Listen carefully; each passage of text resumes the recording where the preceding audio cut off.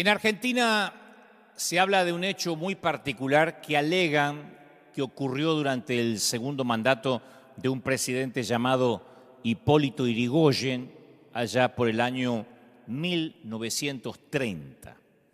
Algunos dicen que solo se trata de un mito urbano, hace poco alguien lo desmentía, pero afirman que fue una mentira inventada tal vez por los golpistas del año 30. La cosa era que el rumor decía que el presidente Yrigoyen, en el último tramo de su gestión, estaba senil y era manipulado por su entorno. Y como el mandatario había dado órdenes expresas que no le dieran malas noticias, sus colaboradores decidieron imprimirle un periódico ficticio de un único ejemplar, que era el que él leía. Ahí el presidente solo podía leer buenas noticias. Y ahí lo colmaban de halagos y desde los titulares y desde las letras pequeñas hablaban de lo extraordinaria que estaba haciendo su gestión. Cientos de periodistas subvencionados por el Estado trabajaban todos los días para imprimir un solo periódico que cada mañana decían se ocupaban de colocarle junto al desayuno. Obviamente aquella información no correspondía a la realidad. Por el contrario, el país estaba en llamas, la economía colapsaba, pero el presidente no se daba por enterado porque él leía un periódico diferente al resto de la ciudadanía, de la población. Y yo quiero dejar claro que este mensaje no es precisamente un diario de Yrigoyen, porque creo que especialmente durante la pandemia muchos nos cansamos de leer diarios de Yrigoyen. Nos dimos cuenta que el Evangelio necesita fundamentos más sólidos que palabras motivacionales un domingo. Resultó que cuando llegó esta pandemia, a algunos no les alcanzó con empoderarse, con repetir algunas frases de un líder. Necesitamos y necesitaron algo más. Jesús pronunció una parábola en Mateo 7, dice: el que oye estas palabras y las pone en práctica es como un hombre prudente que construyó su casa sobre la roca. Cayeron lluvias, crecieron los ríos, soplaron los vientos, azotaron aquella casa y con todo la casa no se derrumbó porque estaba cimentada sobre la roca. Entonces, el hecho de edificar nuestra vida sobre esta roca no nos hace inmune a las tempestades. Lo hablamos el domingo pasado en ese mensaje titulado Algo habrás hecho. No nos hace inmune a la muerte, a los despidos, al rompimiento de algunas relaciones, ni al COVID-19. Tampoco el estar fundamentado sobre la roca hace que nuestro corazón se vuelva a prueba de sufrimientos, no sienta la punzada de una pérdida, de una vergüenza, de un fracaso ni de un rechazo. Lo que sí es que en el fondo hay roca sólida. Si edificaste tu vida sobre Cristo, puedes tocar fondo, puedes pasarla mal y aunque sientes que pierdes el aliento, sigues respirando, sigues en pie en medio de la tormenta. ¿Me explico? Quizás hayas perdido tu bebé, que es lo peor que le puede pasar a un papá, perder un hijo, a una mamá. Capaz que estás pasando por un divorcio o hayas terminado dándote por vencido en tu lucha con tus acreedores diciendo no puedo pagar, no, estoy fundido. Pero en ese momento más tenebroso, más atroz, Dios te da la fe necesaria para salir adelante. Y cuando regresabas del fondo, cuando tocas fondo y regresas hacia la superficie, lo hace con un nuevo don, que eso también lo hablamos acá en uno de los mensajes durante esta pandemia. Un nuevo don. Haber visto a Dios en el fondo. Y eso es mayor que el dolor más agudo que el enemigo haya traído a tu vida o a mi vida. Porque en el fondo está la fidelidad de Dios. En el fondo hay roca. Por eso necesitamos una buena cuota de verdad descarnada. Necesitamos leer la Biblia, como digo, cada domingo y ver a Jesús con ojos nuevos. Dicho esto, convengamos que al menos dos cosas, quiero construir la base para transmitirte lo que Dios me dijo, pero esto quiero que quede claro. Convengamos que al menos dos cosas hacen que la Biblia sea absolutamente única. Primero, que es palabra viva, literalmente. Cuando leemos las Escrituras, estamos inhalando lo que el Espíritu Santo exhaló hace miles de años. Segundo, nunca uno llega al fondo de la Biblia, uno dice, llame la ley toda, no. Porque es como un caleidoscópico, es caleidoscópica la cosa. Uno se mete y va descubriendo nuevas vertientes, nuevos caminos. No importa cuántas veces leas la Biblia, nunca se hace vieja, nunca se hace viejo lo que leemos porque es atemporal y es oportuna. Entonces la Biblia, como decíamos también el domingo pasado, fue compuesta por más de 40 escritores, más de 15 siglos, en 3 idiomas, en 3 continentes.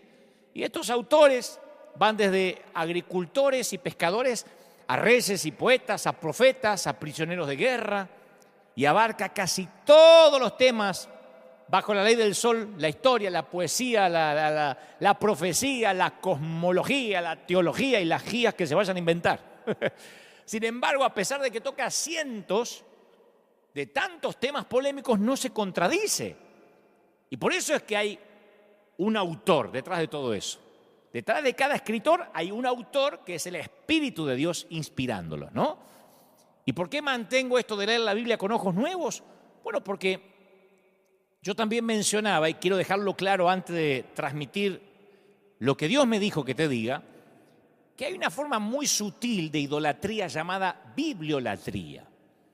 Y es tratar la Biblia como un fin en sí mismo en lugar de un medio para un fin.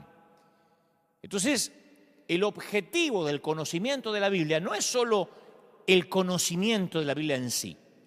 Algunos me han escrito durante la semana y me escriben y me dicen, no me gusta tu mensaje porque no lees la Biblia. O sea, lo que me están diciendo es que la memorizo, la parafraseo, pero no digo, vamos a leer en el San Lucas capítulo 4, versículo tanto en la página tal de la Reina Valera, lo tienen conmigo. Eso es lo que no hago. Por una cuestión de que vayamos rápido al punto, ¿no?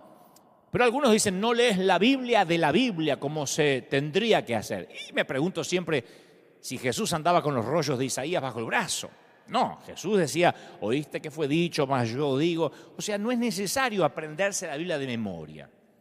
El objetivo es aprender a reconocer y responder a la voz de Dios para que crezcas en intimidad con Él a través de las Escrituras. Pero la Biblia también puede ser mal utilizada o manipulada. El mismo diablo intentó usar la Escritura para tentar a Jesús. Si eres hijo de Dios, dile a esta piedra que se convierta en pan. Entonces, para no aburrirte, ir al punto. Cuando sacas al Espíritu Santo de la ecuación, te quedas con la letra hueca de la ley. Esa es la diferencia entre la información y la transformación. Uno puede informarse con la Biblia o puede transformarse. Yo sé que hay quienes creen que Dios solo habla a través de la Escritura, no está en la Biblia. Porque la Biblia es inspirada por Dios y yo sé que el canon está cerrado. Pero en realidad uno está minando la autoridad de Dios cuando desacredito la capacidad de Dios para hablarnos de alguna otra manera, además de como ya lo hizo en las páginas de la Biblia. Cuando yo examino las Escrituras, veo a Dios apareciendo en lugares extraños, en tiempos extraños, de maneras extrañas. Y el hecho de que algo no esté en la Biblia no necesariamente lo hace antibíblico. Porque si no, estamos reduciendo a Dios a un libro. No te muevas, Dios, de entre Génesis a Apocalipsis, porque entonces no eres mi Dios. No. Cuando yo digo no bíblico, quiero decir contrario a las enseñanzas de las Escrituras. Hay otra categoría que se llama abíblico. No bíblico, sino abíblico. Y esto es una connotación diferente. Significa que no tiene precedente en las Escrituras. Y eso necesariamente no lo hace antibíblico. No sé si me explico. O sea, no hay en las Escrituras precedente para los púlpitos. En las Escrituras no hay precedente para las transmisiones en línea, para hacer un live. No dice la Biblia que algún día vamos a predicar por internet o por televisión. Pero mientras la metodología no contradiga la teología, entonces estamos en buen terreno. Incluso podríamos estar pisando terreno sagrado. Por eso el mayor riesgo es que los predicadores querramos higienizar la Biblia para transformarla en un diario de Irigoyen. Usar la Biblia con los pasajes que nos convienen, los que suenan mejor. No hablar la Biblia de manera descarnada, decir, no, esto no lo van a entender, no, esto suena muy déspota, no, esto mejor no lo cuento, no lo va. No, la Biblia es la Biblia. Es un libro de poesía, narración, ensayo, biografía descarnada. Y cuando uno higieniza la Biblia es un diario de Irigoyen. Si yo solo te hablo de las promesas de la Biblia, te estoy haciendo el diario de Irigoyen. Te estoy haciendo una Biblia especial para ti, para que la puedas digerir. Y la Biblia es completa, absoluta. Y Dios puede hablar de una forma que no tiene precedente en la Biblia, como ahora, a través de un live. Dicho y aclarado esto, procedo a abrir mi corazón. Cuando yo tenía 21 o 22 años, ya hace tiempo, había empezado a predicar desde pibito, desde que tenía 19. Pero a los 21, 22, capaz que 23 también, yo moría porque me invitaran a predicar en congresos importantes, ¿no? Esos donde aparecían muchos conocidos o famosos en el mismo afiche. Yo compartí con tremendos hombres de Dios y yo era un muchacho, un pibito, un chamaquito, como dicen en México.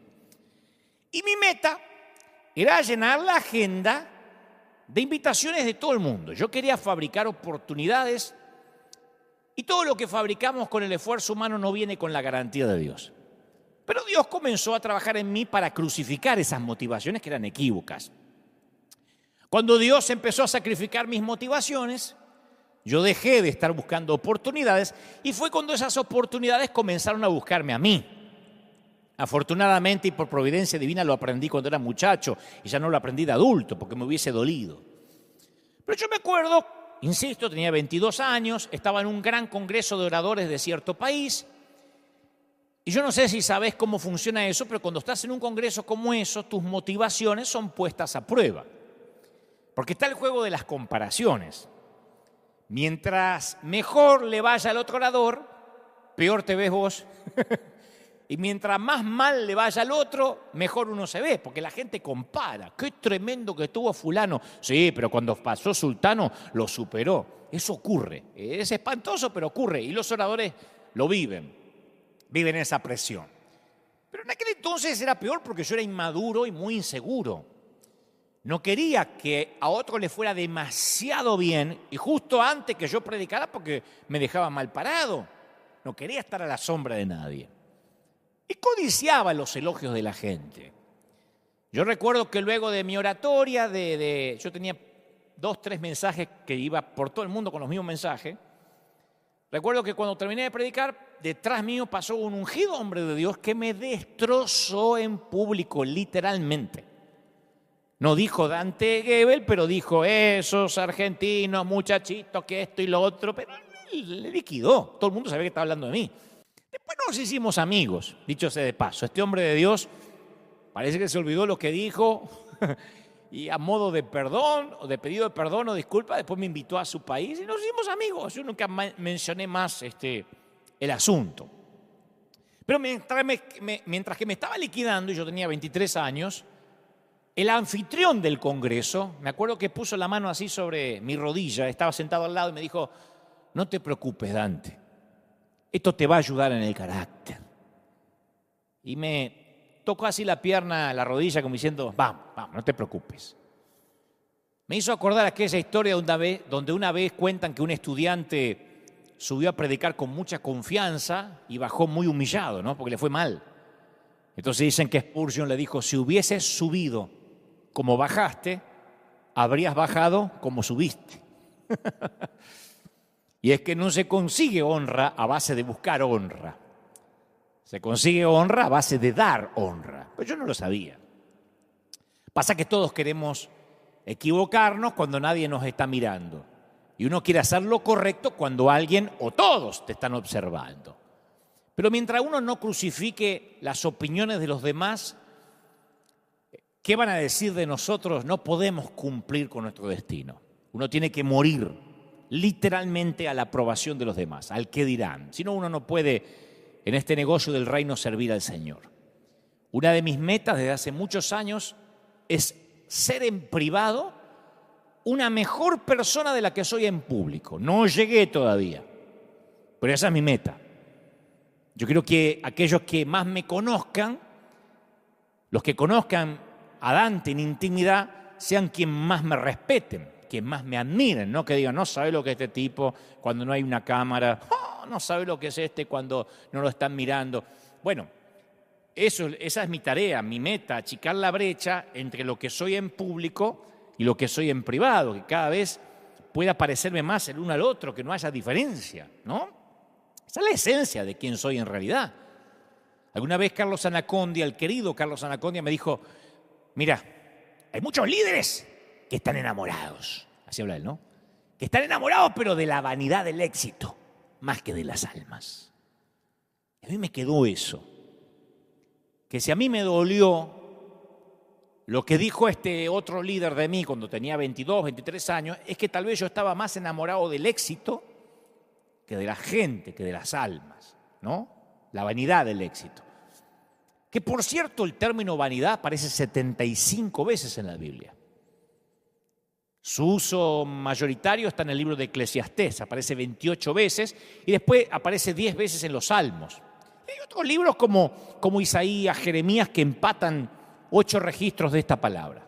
Pero en los Salmos, vanidad se usa como un adjetivo de la naturaleza humana, pasajera, mortal, perecedera, débil. Y a mí me viene a la mente, siempre que hablo de vanidad, la escena final de la película que interpreta Al Pacino en El abogado del diablo, que hace de Lucifer, y cuando parece que su víctima ha logrado escapar de sus tentaciones, él se las ingenia para volverlo a seducir.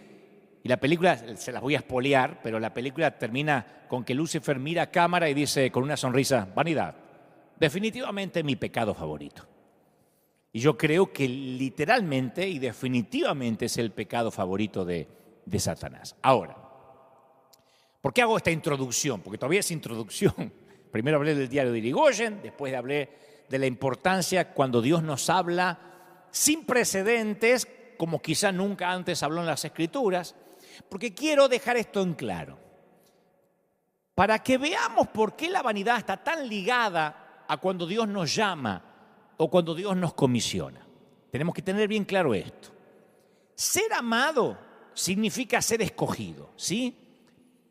La sensación de sentirse escogido es uno de los mejores regalos que el amor concede al amado. Quiere decir que si alguien me considera como un ser único y esa persona quiere estar cerca de mí, yo me siento amado. Porque alguien cree que yo puedo hacer una contribución importante. No hay mayor regalo como el de ser escogido, ni hay peor dolor como el de ser rechazado. Y cuando alguien escoge a un rechazado, la vida de ese rechazado cambia. Yo crecí sabiendo que era diferente y lo detestaba. No me voy a hacer el superado. Yo detestaba en mi adolescencia saber que era diferente, pero no sabía qué tenía. Porque mi manera cerebral, mi manera de procesar las cosas, siempre fue distinta. Y para aquel entonces yo no sabía que había un diagnóstico. Yo me sentía raro. Yo veía las cosas de manera diferente, divergente, ni mejor ni peor. Yo razonaba, hasta el día de hoy razono de manera diferente. No sabría que tenía el síndrome de Asperger, que es parte del espectro autista, hasta casi cumplir los 40 años. Yo no sabía. Eso no es un resfrío que uno se pesca en la esquina. Eso es una condición con la que uno nace y tiene que acostumbrarse a los adjetivos calificativos buenos y a las cosas que acarrean negativas de tener ese síndrome. Pero el dolor de ser distinto a mí me llegaba a lo más profundo. Yo todavía puedo sentir la sensación de estar sentado en el pasto en la secundaria, tratando de hacer de cuenta que no me importa que no me elijan. Para un deporte, para un equipo. Yo conocí ese césped, ese pasto de la exclusión. Me veo a mí mismo tratando de contar algún chiste tonto sobre mí mismo, haciendo de cuenta que lo tengo resuelto. Yo estaba convencido que nadie, aparte de mi familia, y de mi familia solo mi mamá, podía amarme. Fue una maestra de segundo grado, la señorita Lita, que ya debe estar en la gloria, que me dijo, capaz que vos tenés una inteligencia diferente. Me habían dicho burro, me habían dicho que yo no me entraba en la matemática, pero ella me dijo, capaz que vos tenés una inteligencia diferente. Y a esas 7 palabras no cambiaron mi vida, pero yo me acuerdo que me dieron suficiente oxígeno para graduarme de la primaria al menos. Yo decía, bueno, capaz que no soy raro, capaz que solo soy distinto. Y la sola posibilidad que alguien me eligiera y además me elogiara, sin tener la obligación sanguínea, a mí me dio fuerza para sobrevivir al bullying de primaria, de secundaria, hasta que me hice un hombre adulto. En los tiempos que el bullying no era penalizado, era parte del folclore de la niñez, ¿no? Pero el amor confiere una especie de exclusividad al ser amado. El amor dice, yo te escojo, quiero estar de tu lado. Y para las personas rotas, las personas con espíritus amputados, corazones y almas torcidas, señores, eso es la vida. Ser escogido implica por lo menos 4 factores, 3 de ellos positivos. Hoy meditaba en eso. 1, casi lo obvio, que cuando me escogen me consideran único, irreemplazable. Cada ser humano clama porque se lo reconozca como especial. No queremos ser uno entre muchos. Bueno, se murió, lo reemplazamos. Queremos ser únicos. Número 2, cuando me escogen, me reconocen como alguien que tengo algo para aportar, ¿no? Que mi singularidad es positiva. Tengo un don que va a marcar la diferencia. Tengo algo que va a ayudar al equipo. Las personas escogidas, ¿qué son? Significativas. Por eso se escriben y se leen sus biografías, porque sus historias son importantes. Tercero, cuando me escogen es porque alguien me quiere. Alguien me estima. No estoy aislado, no estoy desconectado, se me quiere, yo pertenezco. Cuando Dios nos escoge, Él nos imparte todo lo bueno que viene con esa elección, con ese llamado. Pero cuarto, es que en nuestro mundo caído, el término escogido tiene una cuarta implicación que no está presente en el corazón de Dios. En nuestro mundo, ser escogido casi siempre significa que nos escojan a expensas de otro. En nuestro mundo, que nos escojan quiere decir ser mejor o superior a alguien, ser objeto de celo, ser el favorito. ¿Me explico? En nuestro mundo, la lucha por la elección se convierte en un juego competitivo y el premio de consolación para los perdedores es una pequeña criatura conocida como la envidia. La gente rota no califica. En este mundo el valor de la selección aumenta en proporción a cuántos otros son rechazados para la misma distinción. Nos pasa cuando enviamos la ayuda financiera a los países. Las fundaciones elegidas dicen gracias, gracias, y los que no son elegidos dicen, pero a nosotros no nos eligió, ¿dónde está el amor de Dios? Y no se puede bendecir a todo el mundo para que nadie se ofenda. Si una dama es escogida como Miss América, significa que otras 50 fueron rechazadas, sin mencionar a las miles que ni siquiera llegaron al desfile final. O sea, que la selección en este mundo caído viene a expensa del rechazo de otros. ¿Qué es lo que sucede con lo que decimos siempre? Los que se creen dueños de la sana doctrina, los que se creen que son los únicos que se van a ir al cielo. Dicen, somos la iglesia escogida, mientras que las otras liberales son rechazadas. Yo soy el siervo de Dios, no ese payaso.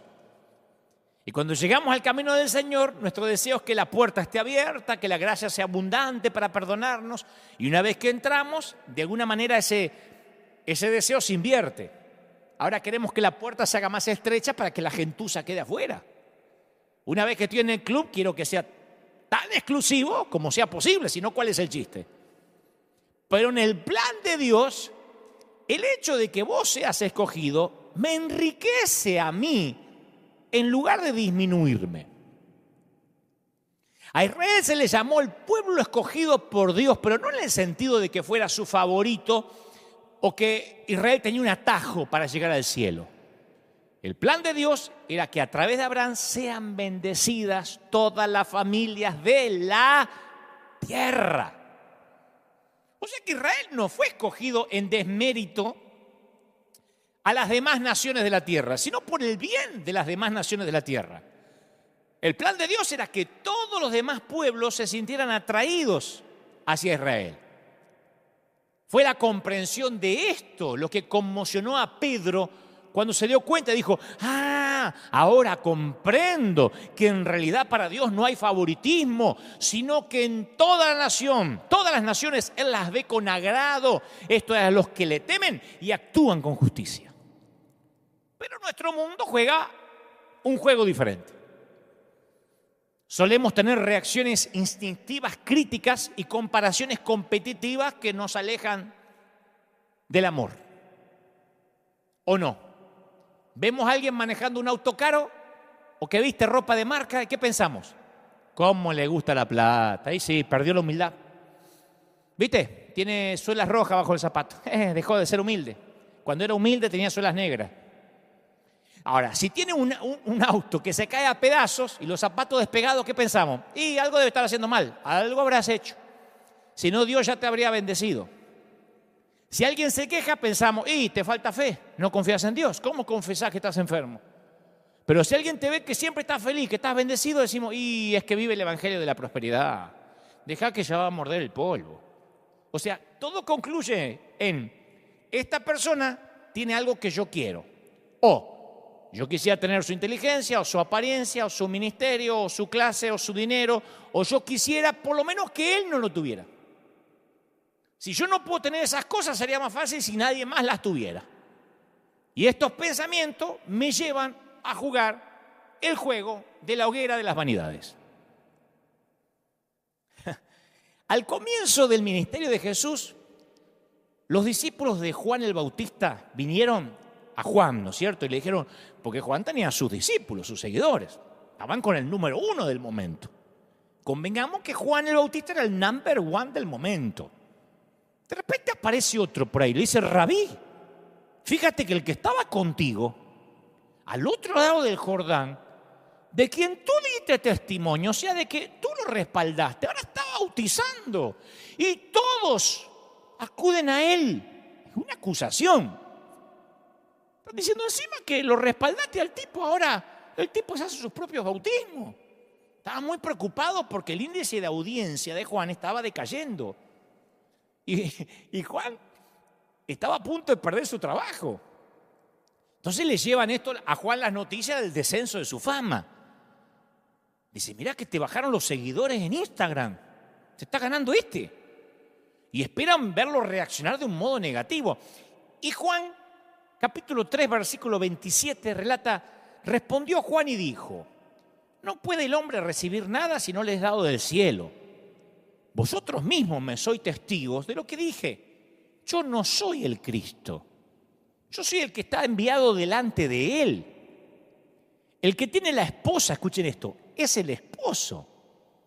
Mas el amigo del esposo es el que está al lado y le oye y se goza grandemente de la voz del esposo. Así que mi gozo, mi alegría está cumplida. Es necesario que él crezca, famosa frase, ¿para qué? Para que yo mengüe, para que yo me achique. ¿Qué está diciendo Juan? Nos está enseñando lo que significa ser llamado. Porque eran precisamente la posición y la prominencia, la apariencia externa del éxito, lo que Juan iba a tener que dejar ir. Ser escogido por Dios no es cuestión de aferrarse, sino aprender a dejar ir. Si hubo algo en lo que Juan era un experto, era en dejar ir. Él desde el principio supo que Dios lo había escogido para una tarea especial. Y este llamado, esta selección, le iba a costar todo. Yo no sé si pensaste que para llevar a cabo su ministerio Juan tenía que dejar ir todas las esperanzas, las aspiraciones normales de una vida normal en el primer siglo. Tenía que renunciar a una vida hogareña normal. Se nos dice que vivió en el desierto hasta el día en que se presentó públicamente en el pueblo de Israel. Y eso no era California, ¿eh? En los tiempos de Juan el desierto era desierto. Nunca tendría un trabajo normal. Renunció a todas las aspiraciones financieras, vivía como un ermitaño. Los ermitaños no son buenos conviviendo, haciendo relaciones. Dios le pidió que renunciara a toda comodidad, él estuvo dispuesto a hacerlo. Usaba ropa que no servía ni para regalársela a un indigente. La comida, la dieta que tenía, pobrecito, langostas y miel silvestre, no era una buena dieta. Tampoco había Malbec argentino con las comidas. Un gran error. Jesús sí tomaría vino, pero Juan era un astemio que ni café tomaba. Desafiaba a las autoridades religiosas a cara descubierta, lo odiaban. A veces se dirigía a su congregación y hoy en día sería así. Voltéate a tu hermano y dile, bienvenido generación de víboras. Mira, generación de víboras, Dios te bendiga, generación de víboras, Dios te bendiga. Porque eso era lo que decía la congregación. Confrontó al gobernador por su inmoralidad, por su corrupción. Y en ese entonces, quien confrontaba al gobernador sabía que se tenía que despedir de la cabeza. Si tenías cariño por tu cabeza, no confrontes al gobernador. Juan nunca se iba a enamorar, nunca se iba a casar, nunca iba a tener hijos. No habría quien lo cuidara si llegaba viejo. De hecho, tuvo que renunciar a los sueños de envejecer. Porque Dios escogió a Juan desde antes de su nacimiento para que preparara el camino del Mesías, de Jesús.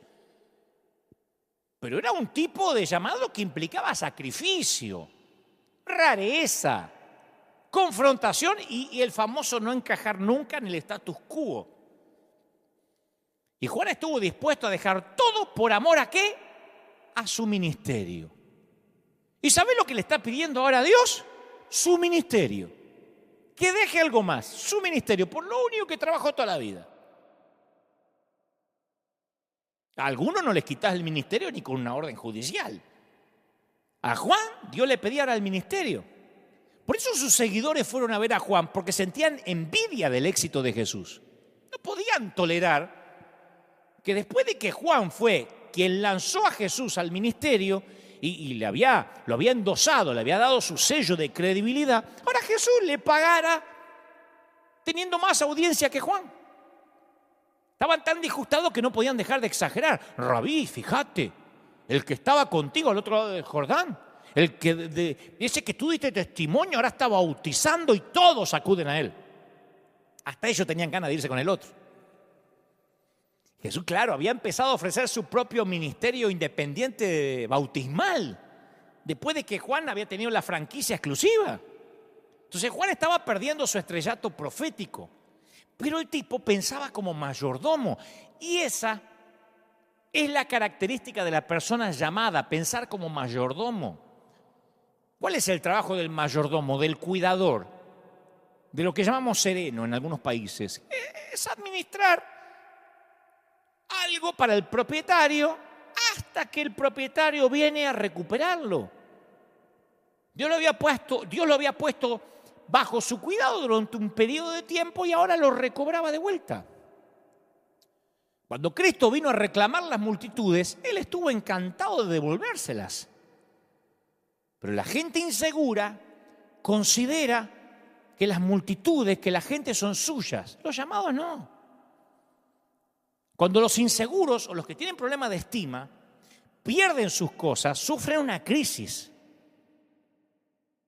Si los llamados son los que las pierden, nada cambia, su mundo interior permanece igual.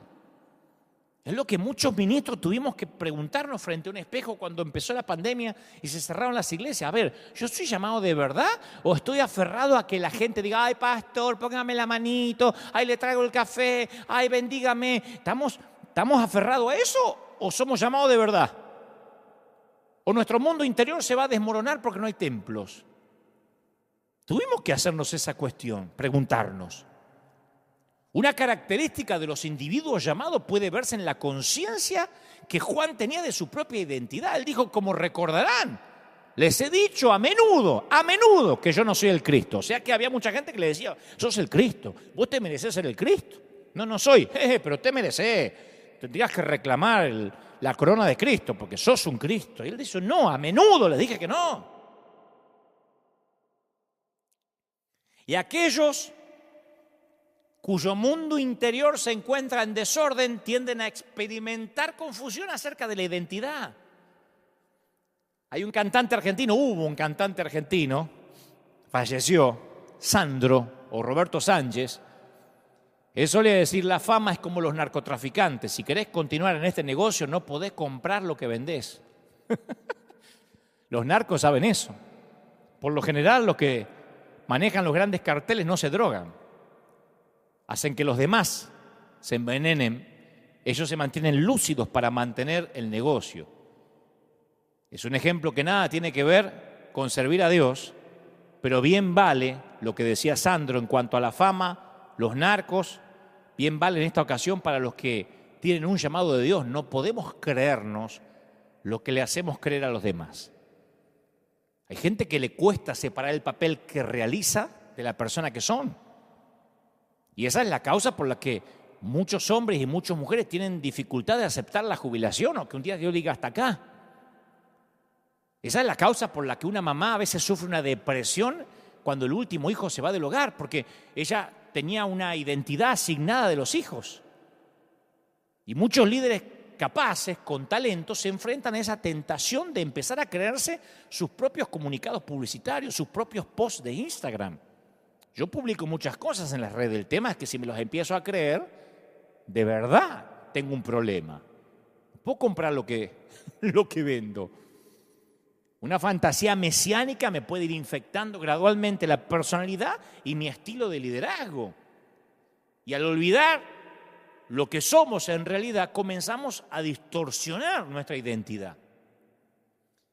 Capaz que empezamos con humildad a servir al Señor y un día hacemos una escena porque nos sirvieron soda o gaseosa en un vaso de plástico. ¿Cómo le vas a dar un vaso de plástico al siervo de Dios?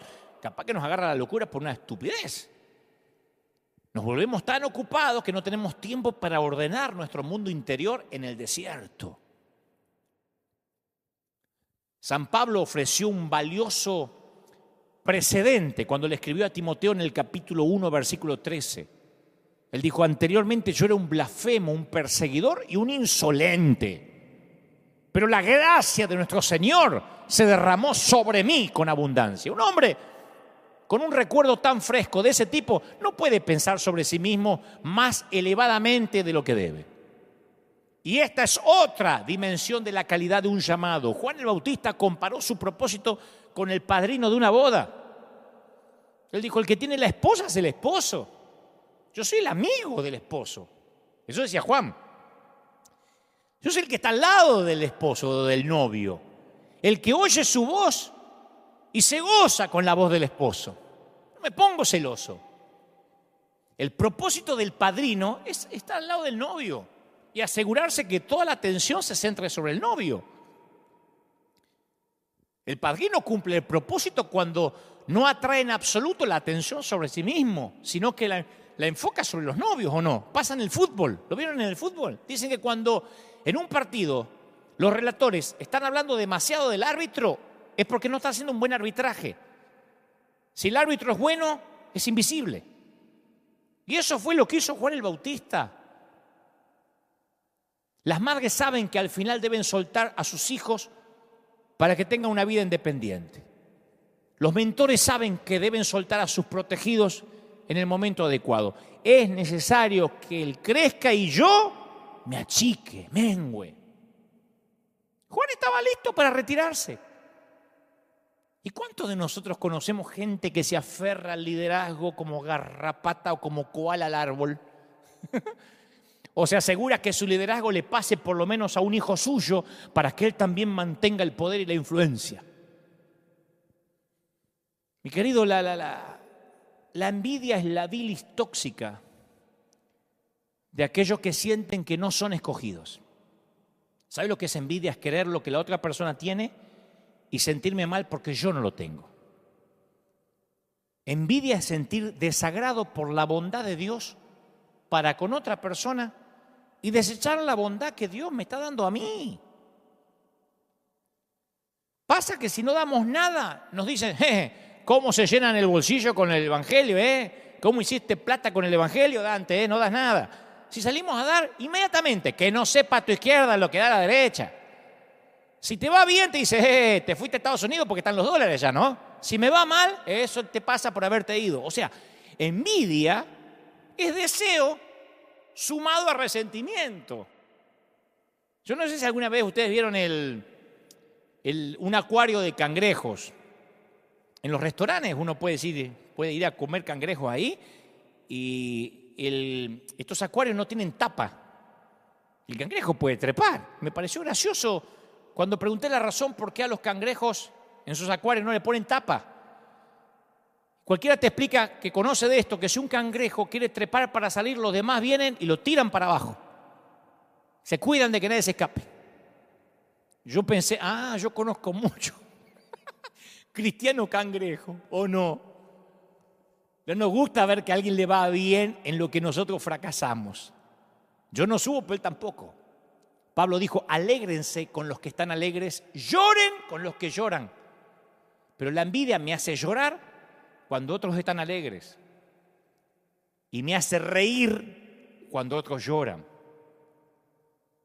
Por eso yo creo que la frase, que Dios te bendiga, se convirtió en un saludo superficial. Tenemos que recuperar el valor de esa frase, porque la bendición tiene el poder de convertirnos en personas que bendigan para que el otro le vaya bien. Bendición deriva de la palabra barak, que significa proclamar la intención de Dios sobre ti, sobre vos. Cuando estamos diciendo que Dios te bendiga, estoy diciendo que Dios te dé todo lo que tiene planeado para vos. Que todas las expectativas de Dios se cumplan en tu vida, sabiendo que fuiste llamado para que heredaseis bendición. Primera de Pedro 3:9. ¿Necesitas bendición? Libera bendición. Retenela y eso va a impedir que la recibas. Proverbios 11:26 dice, el que acapara el grano, el pueblo lo maldecirá. El que acapara el grano. Pero bendición será sobre la cabeza del que lo da. ¿Cuál es la idea? Que si quiero bendiciones tengo que desarrollar un estilo de vida que bendiga a otros, que se alegre por el otro. Por eso nosotros en River bendecimos. Ni porque nos sobra la plata, ni porque estamos haciendo campaña política, porque queremos bendición. Sí. Si eso es tener un motivo egoísta, es un motivo egoísta, de alguna manera. Yo quiero que Dios me bendiga. Y la única manera para que Dios me bendiga es no retener la bendición, es soltarla. Y te bendeciré, engrandeceré tu nombre y serás bendición.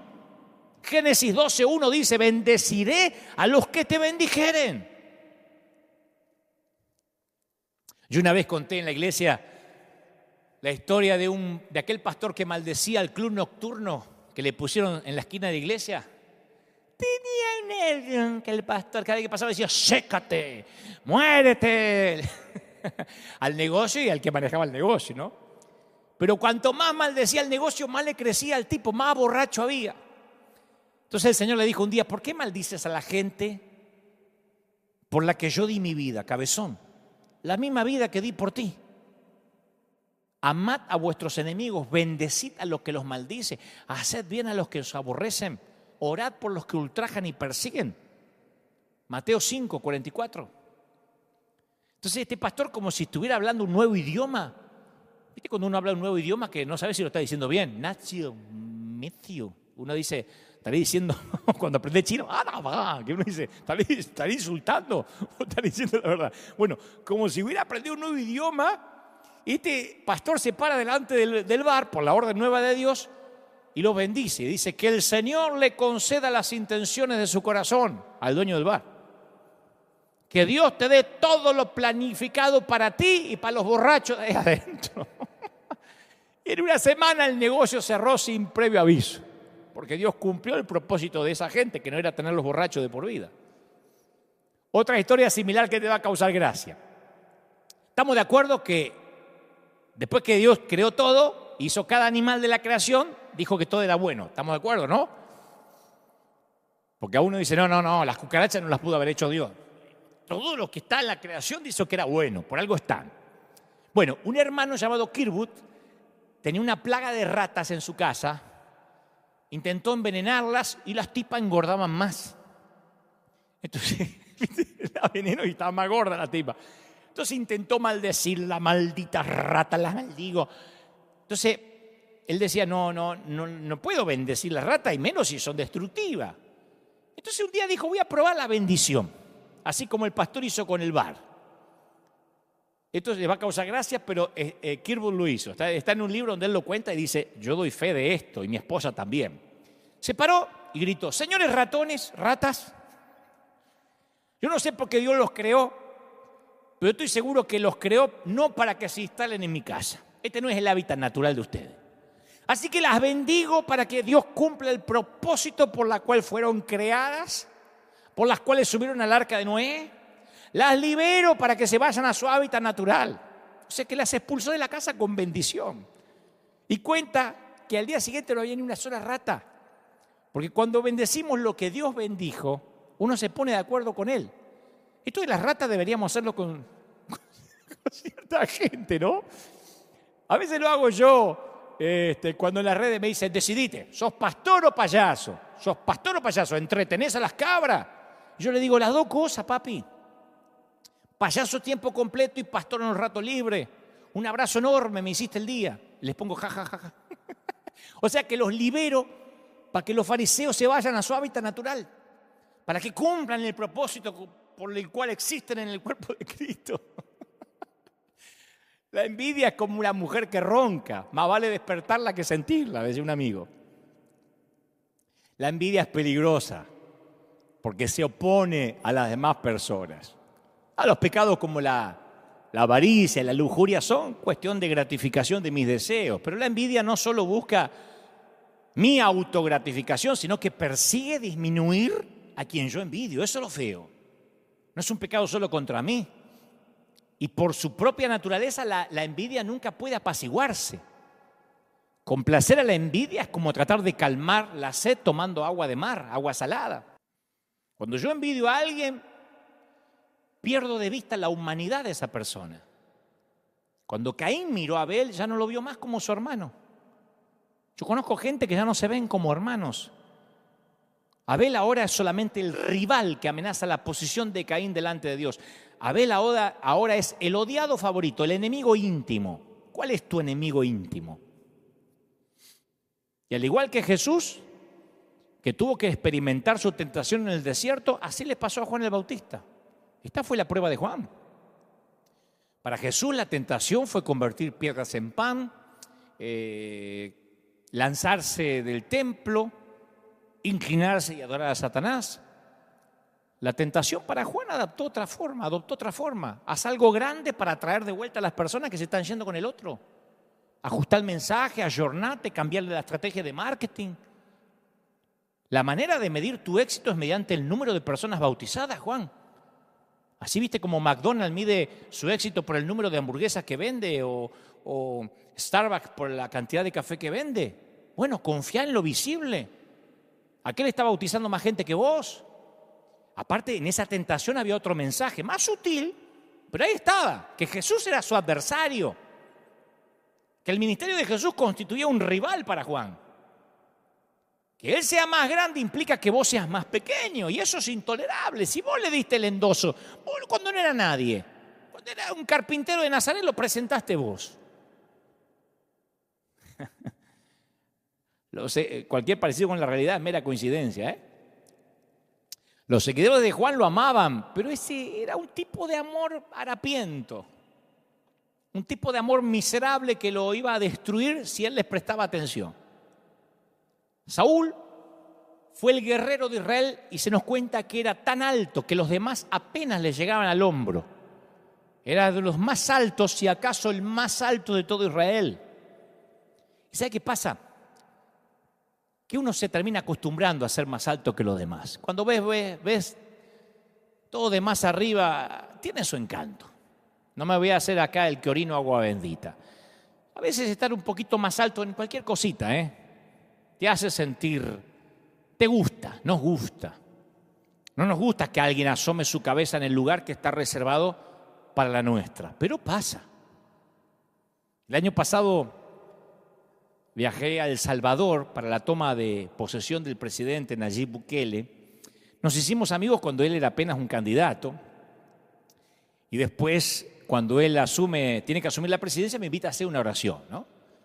Y tanto ahí o como cuando luego más tarde fui en diciembre a hacer un superclásico, el presidente, sin que eso se lo pidiera, puso todo su aparato de seguridad a mi disposición. Desde que llegué al aeropuerto de El Salvador no pasé por migraciones, no me revisaron las maletas. Por acá, señor, lo espera, claro, un invitado del presidente. Y después tenían motos, patrulleros, ejército. No paré en ningún semáforo. ¿Sabe lo que es eso para un argentino?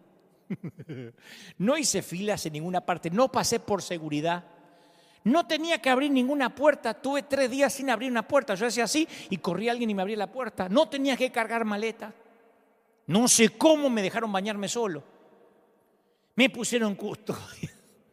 El ejército literalmente, yo iba, pero no solo cuando fui a la toma de la presidencia, sino cuando iba a un restaurante a comer, tenía 5 policías delante, el ejército tocaba, y yo pensaba, me abrían paso.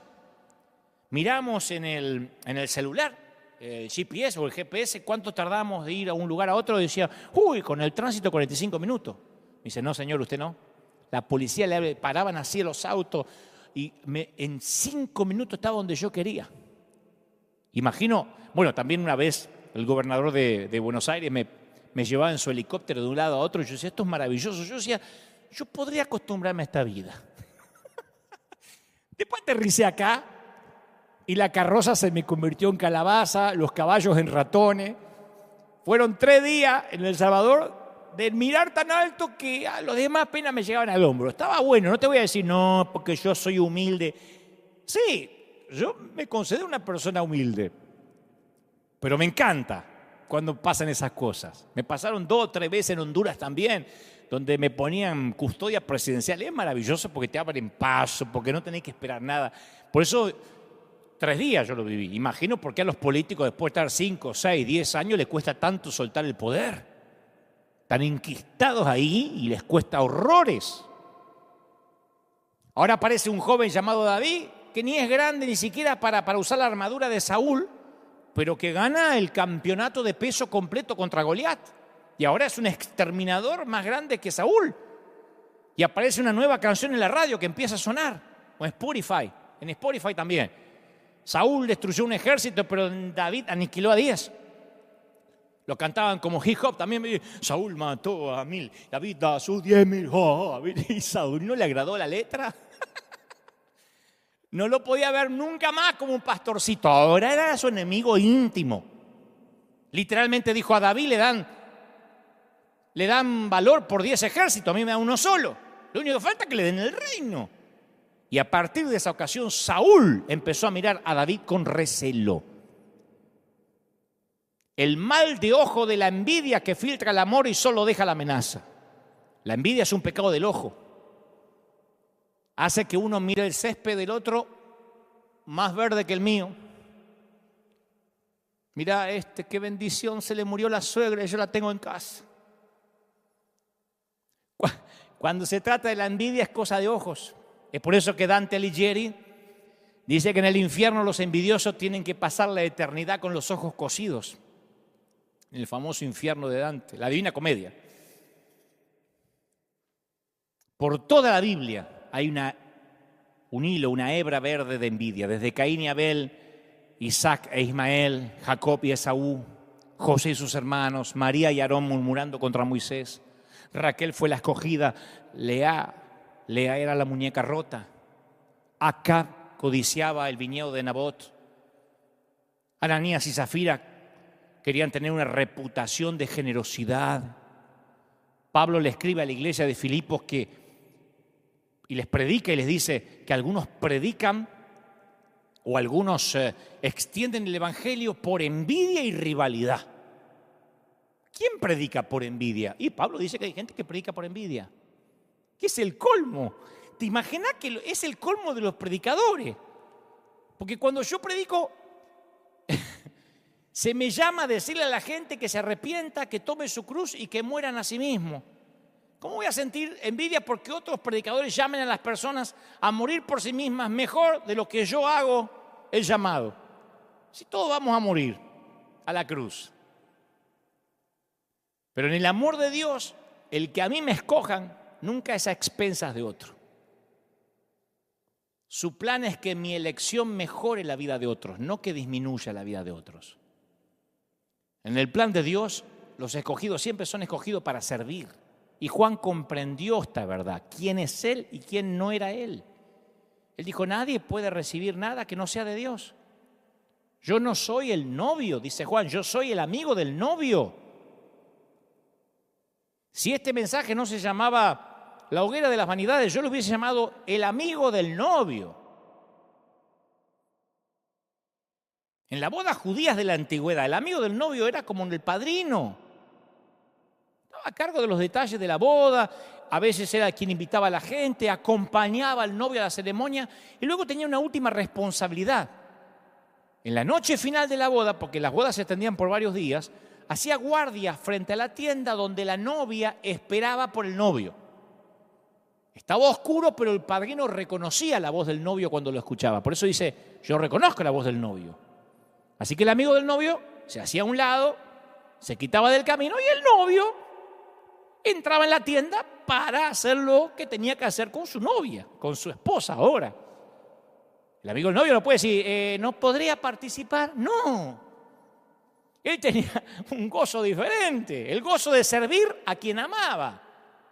Si el amigo envidiaba al novio, es porque está tratando de reclamar a la novia para él, lo iba a perder todo. La novia nunca le va a pertenecer. Y al tratar de quererla para sí, traicionaría a su amigo y además perdería todo el gozo que le corresponde al amigo del novio. Eso le dijo a sus seguidores Juan. Mi gozo es el gozo que le corresponde al amigo del novio. Yo mandé las invitaciones. Yo fui quien gritó en el desierto, preparen el camino para el Señor. Yo le serví al novio, él es mi amigo. Ahora está el novio acá. He escuchado su voz, vino a buscar a su novia. Por eso todo el mundo acude a él, porque ella es su novia, no la mía. Yo no soy robanovias de nadie. El gozo del prometido le corresponde a él. No crean que esto es doloroso para mí. Yo también tengo felicidad. Mi felicidad, la felicidad de ser amigo del novio. Si yo trato de apoderarme de su felicidad, termino sin ningún tipo de gozo. Ahora mi gozo está completo, no lo voy a perder, no voy a permitir que la envidia destruya mi gozo. Querido líder, querido pastor, la novia no es tuya. La novia no es mía, es la novia de él. Y cuando él quiere, reclama a las multitudes y tenemos que entregársela. La arrogancia no es algo que Dios quiere que llevemos. La Biblia no dice que Dios desaprueba la arrogancia, que a Él le desagrada la arrogancia. Dios la aborrece. Lo que una comida infestada de gusano nos produce a nuestro estómago es lo que la arrogancia le produce a Dios. La soberbia y la arrogancia aborrezco. Proverbios 8:13. Abominación es a Jehová todo altivo de corazón. No hagas nada por vanagloria. Filipenses 2:3. Cesen, cállense, shut up. Las palabras arrogantes de vuestra boca. 1 Samuel 2:3. Dios resiste a los soberbios. 1 de Pedro 5:5. Antes de la caída, la altivez de espíritu. Proverbios 16:18. Jehová asolará, raerá a la casa de los soberbios. Proverbios 14:25. Dios la aborrece. ¿Sabe por qué? Porque no hicimos nada que justifique estar orgullosos. ¿De qué vamos a estar orgullosos? ¿De qué? No le dan premios al lienzo que usó el pintor. No hay Pulitzer para la tinta que usó el periodista. No hay diplomas para el escarpelo que usó el cirujano.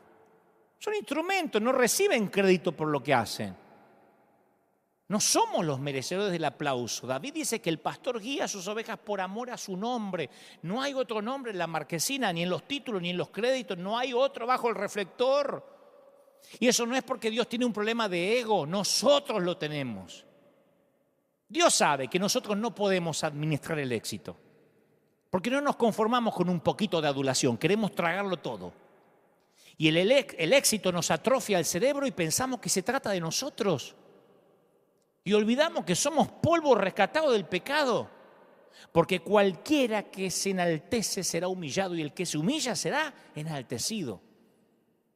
Y con la misma intensidad que Dios odia la arrogancia, ama la humildad.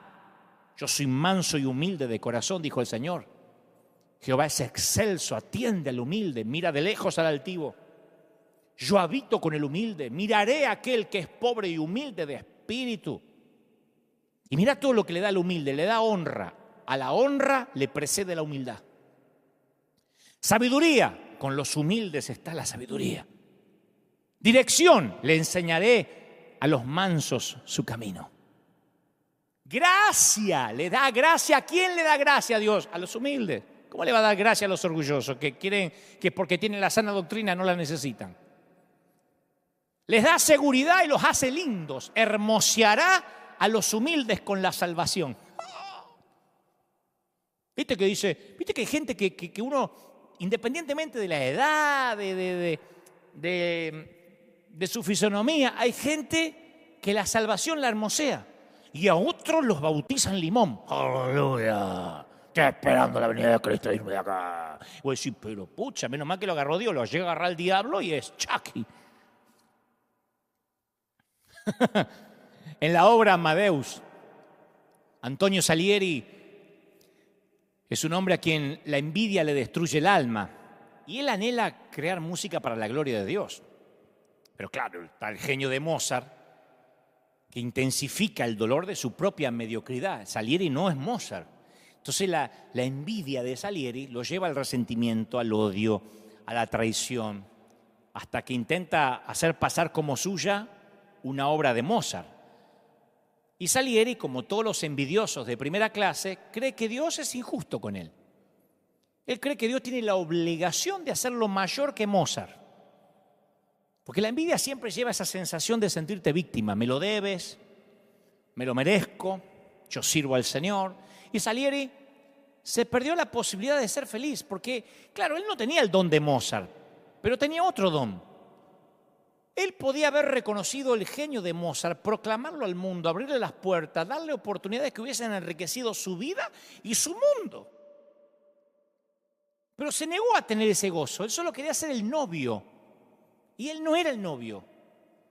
Y acabó sin vida y sin ningún gozo en absoluto. El mismo tipo de cáncer obró en la vida de otro Salieri llamado Herodes el Grande. Cuando el verdadero rey de los judíos nace, Herodes pudo haberlo patrocinado. Eso no lo pensamos. Capaz que se pudo haber ocupado de su educación, de su cuidado. Sería un héroe Herodes hasta el día de hoy. Pero se negó a tener ese gozo. Su envidia lo llevó al odio, al engaño, al asesinato. Así fue toda su vida. Lo odiaban tanto a Herodes el Grande que antes de su muerte ordenó que apenas él muriera ejecutaran 70 de los hombres más conocidos y queridos de Jerusalén para que hubiera luto en Jerusalén, en lugar de fiesta. Me dijo, cuando yo me muera me matan 70 gente muy querida para que haya luto. Si no iba a pasar como, viste, con los cubanos de Miami cuando murió Fidel Castro, que celebraron una semana seguida. Era tan odiado que para asegurarse que la gente llorara mató a otros tipos antes de morir. Mateo nos dice que la envidia fue la razón por la cual los líderes religiosos mataron a Jesús. La envidia trató de impedir su nacimiento. La envidia lo persiguió durante la vida. La envidia causó su muerte. La envidia es la humanidad en sus peores harapos. Pero Dios ofrece gozo a cada uno de sus hijos. Por ejemplo, todos podemos compartir el gozo de un cantante en un concierto.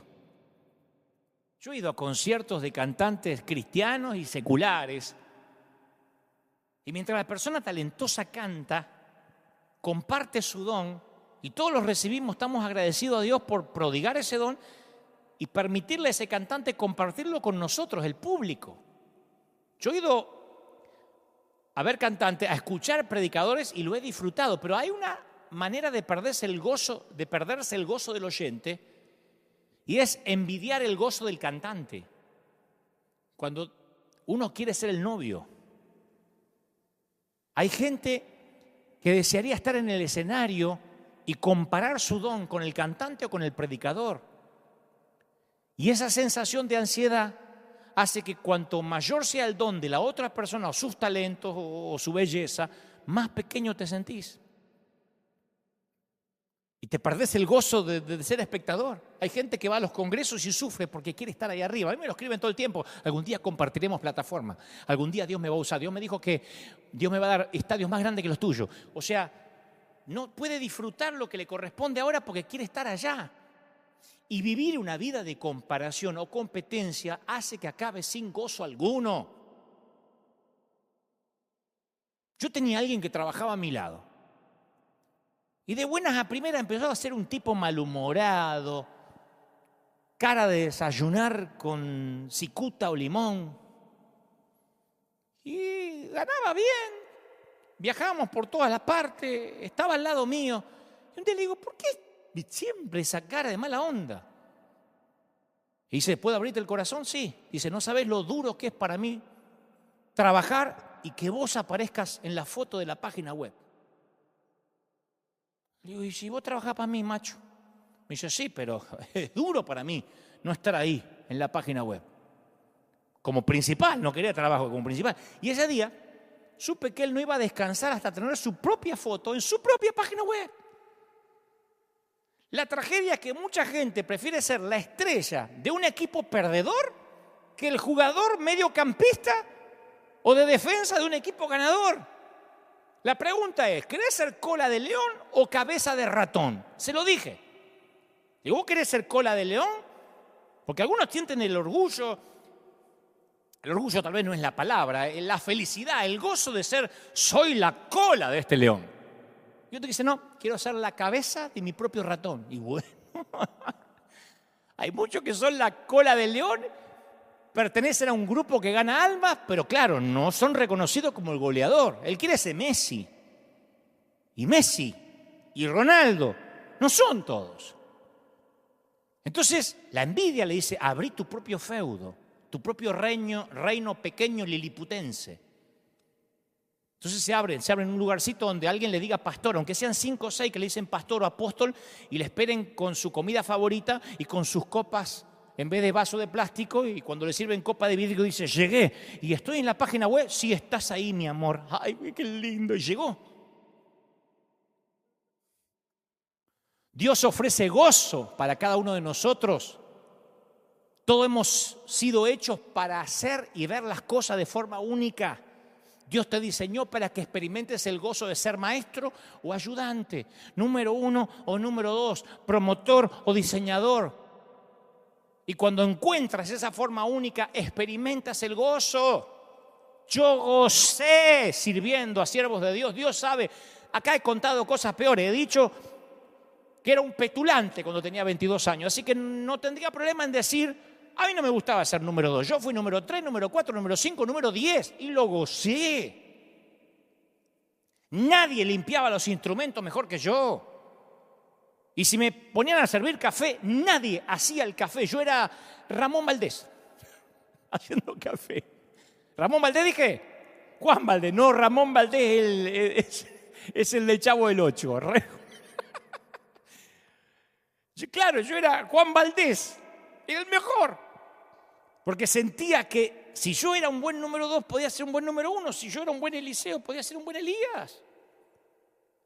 Y Dios te hizo para que conozcas el gozo de recibir y celebrar los dones de aquellos que te rodean.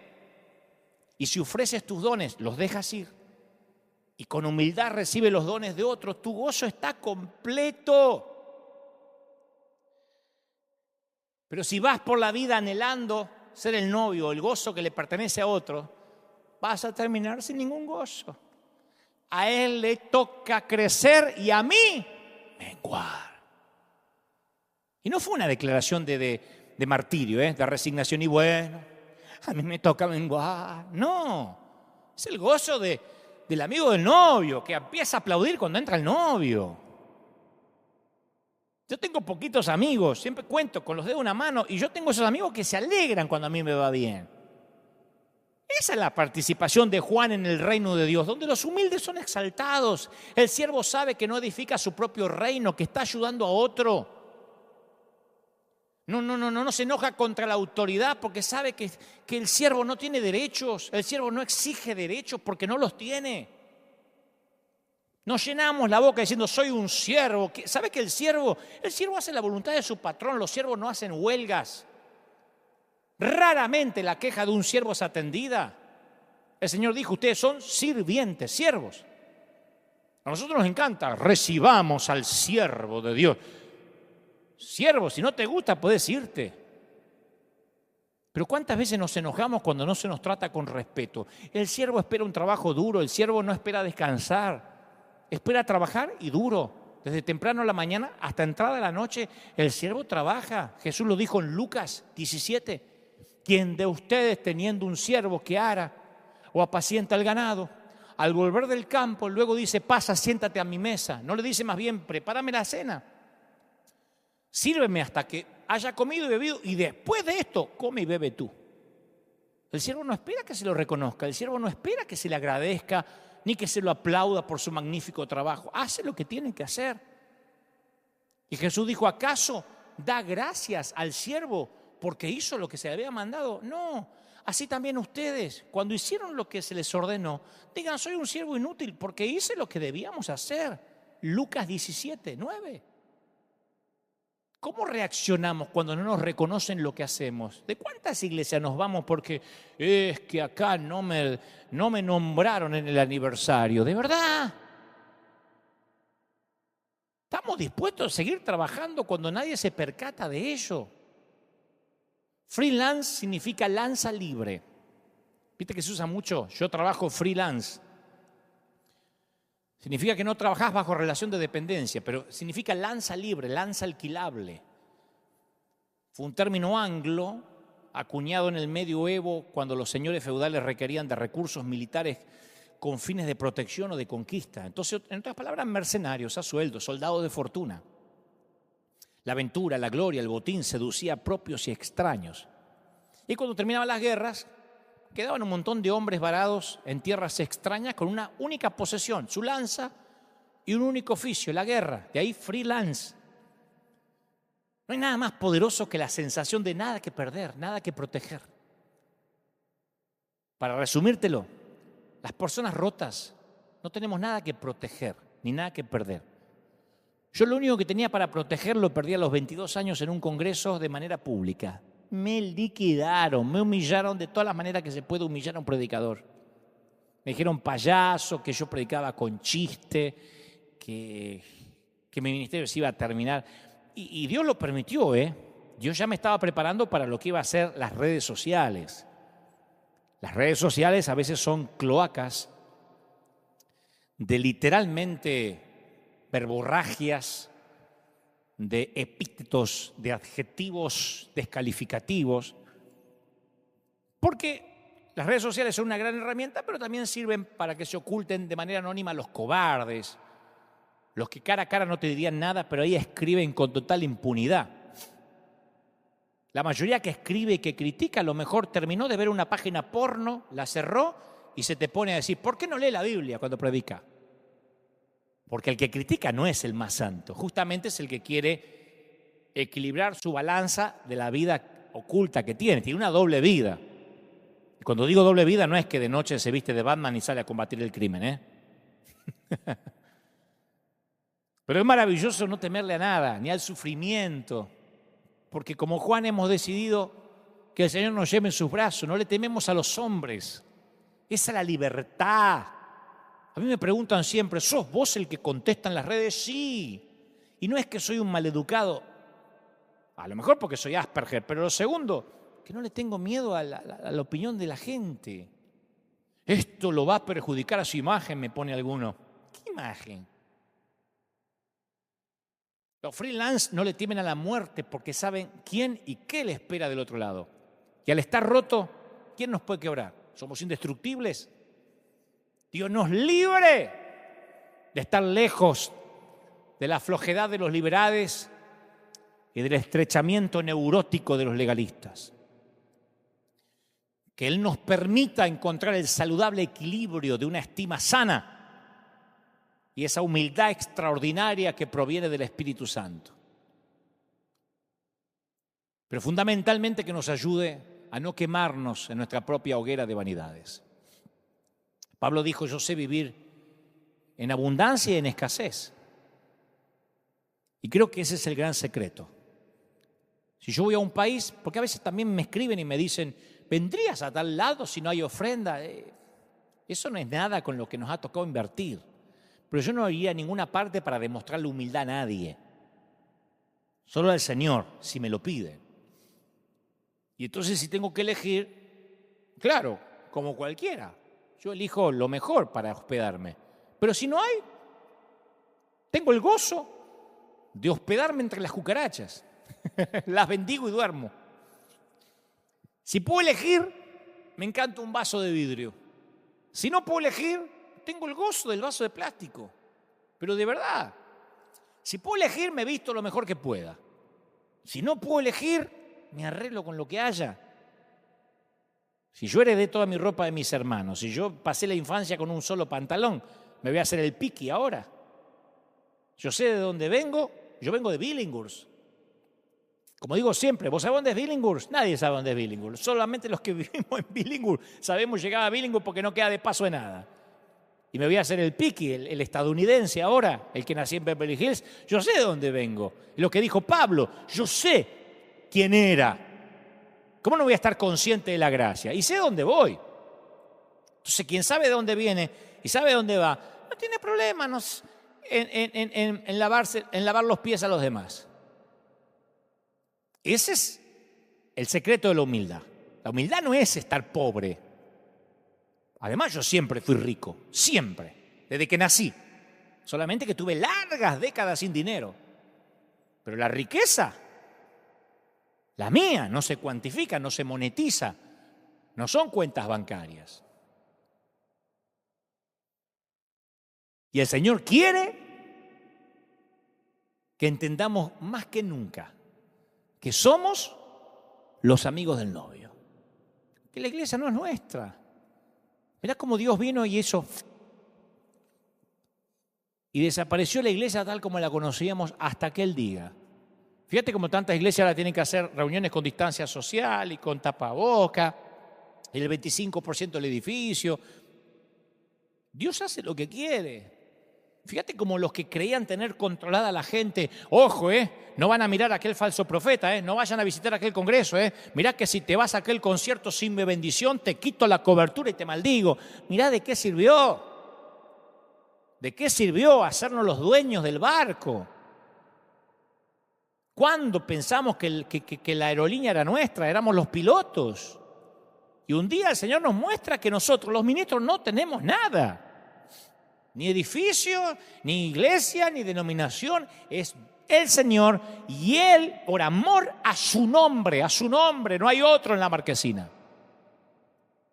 Dios nos libre de la hoguera de las vanidades. Pero se vive más liviano, Cuando uno entiende, como digo siempre, que uno es el cartero, se ve más liviano. Yo ya me quité esa carga de tener que dar testimonio, de que la gente me mira, de que fíjate lo que publicás, de que qué van a decir. Yo soy un cartero. ¿O quién entra a un restaurante y dice, a ver, ¿cómo está la vida del camarero? A ver, el mozo, ¿cómo está tu vida? Oh, ¿cómo te llevas con tu suegra? Y llevar tus hijos al colegio porque si no, no quiero que me sirvas la comida. Servime la comida, andate. ¿Quién le pide cómo es la vida del cartero? Esa es cuestión de cada uno con el Señor. Entonces el Señor nos está diciendo más que nunca que somos mayordomos. No se trata de mí, no se trata de ti, se trata de Él. Se trata de ir a la cruz. Voy a orar por ti. Quiero que donde estés, si quieres recibir al Señor en tu corazón, diga, Señor, esta palabra fue para mí. Hoy suelto toda carga, todo peso. Dejo que en la hoguera de las vanidades literalmente se quemen las vanidades, se queme el orgullo, la soberbia, el querer ser el novio cuando no lo soy. Soy el amigo, la amiga del novio. Repite conmigo, di: Señor Jesús, entra en mi vida. Abandono esas vacas sagradas de que tienen que reconocerme y honrarme. Soy libre, próspero, bendito. Estoy orando ahora por toda la gente que está en el otro lado de los 5 continentes. Hay mucha gente que está siendo libre ahora. El Señor me dice, la iglesia está cambiando. La iglesia quizás nunca vuelva a ser como la conocíamos. Y no estoy hablando en términos de templo o edificio, estoy hablando en términos de estructura, de entender que Él es el novio, de entender que Él no comparte su gloria con nadie y que nosotros simplemente somos torpes carteros, torpes mensajeros de lo que Él le dice a sus hijos, a sus ovejas. Eso va para los líderes, para las ovejas, para los que están recibiendo esta palabra. Esto tiene que ver con el Señor. Te ama el Señor. No sabes cómo te ama el Señor. ¿Cómo no te va a amar si en sus manos te tiene esculpido? ¿Cómo te ama el Señor? Te bendice el Señor. Hay familias llorando, hay gente que ha estado dolida y el Señor me dice que te diga: no mires al hombre, yo soy el que te ama, yo soy el que di la vida. ¿Qué pastor murió por ti en la cruz? Yo le solía decir a la gente: no espere que yo sea tu redentor, porque no lo voy a hacer. Porque yo no puedo salvarte de un naufragio. Necesitamos una roca firme, un ancla. Ningún roto puede ayudar a otro roto si no nos aferramos los dos del Señor. Y a los que están allí les estoy diciendo: te ama el Señor, te levanta el Señor. Y en este domingo maravilloso estoy declarando de que niños, jóvenes, ancianos y adultos están recibiendo esta palabra. ¿Cómo no te va a bendecir el Señor? Te levanta, iglesia de Jesucristo. Es una sola iglesia. Es una sola iglesia. Aquí no hay pentecostales, bautistas, anglicanos. El Señor me dice que te diga: es mi iglesia. Soy yo, dice el Señor. Y el Señor se está entronizando en tu vida, en tu corazón, en tu familia. Ahí está la mano de Dios. Ahí está la mano de Dios. Ahí se está moviendo la mano de Dios. ¿Pueden sentirlo? La unción del Espíritu está aquí ahora. La gloria del Espíritu llenando todo, momento a momento, minuto a minuto. Es Él. Y la gloria del Señor empapa, llena el ambiente. Y está ocurriendo ahí donde estás. En tu casa, en tu hogar. Ponte de pie, vamos, los últimos minutos. Me dice el Señor que te diga: te voy a bendecir. Voy a fortalecer tu vida. Hay gente que ha querido bajar los brazos. Y el Señor me dice que te diga lo que te ha dicho cada semana: no te entregues. No te entregues. Mi querido, no te entregues, no te rindas. No tires la toalla. Pelea, porque el Señor dio la vida por ti. No te rindas. Yo sé que te han decepcionado y te han hecho doler, pero el Señor me dice: no te rindas. Aun cuando sientas que has perdido lo que has construido, el Señor dice: ¿qué construiste? Es un mayordomo. Y aquí vengo a recuperar lo que es mío. Tienes que decir: soy un siervo, hice lo que se me pidió que hiciera. Bendito sea el Señor. ¿Cómo te ama el Señor? No me voy a cansar de decírtelo. ¿Cómo te ama el Señor? ¿Cómo te ama el Señor? No sabes cómo te ama el Señor. Cuando me toque irme de River, me voy a llevar unos cuadritos, si es que tengo lugar, que tengo en la oficina. Es todo lo que tengo. Ni las cámaras, ni el edificio, no hay nada a nombre mío, no hay nada que yo me pueda llevar. Y eso me mantiene oxigenado, limpio, viajando liviano y sabiendo que soy un cuidador. No me llevo el avión a estacionar en el garaje de casa. Soy un piloto de una nave insignia que bendice a miles, de un río que no se detiene. Pero somos eso, administradores. Y eventualmente nosotros vamos a pasar y Él va a permanecer. Nosotros seremos parte, apenitas, un eslabón de una cadena de la historia, y el Señor va a permanecer. Escribe esto en las tablas de tu corazón, átalo a tu cuello por tu salud mental, por tu salud emocional. Te ama el Señor. Y hoy no te hice el diario de Irigoyen. Te prediqué tal cual es la palabra, completa, directa, incisiva. Y así es. No nos corresponde a nosotros decir qué predicar y qué no. Es la palabra absoluta. Que Dios te bendiga. Que Dios haga resplandecer su rostro sobre ti. Iglesia de River, los que no son de River, los que están hoy por primera vez, gracias por estar ahí firmes como talón de oso. Te voy a dejar con la placa final para que te puedas comunicar con nosotros. Por lo pronto ha sido una bendición estar ahí. Gracias.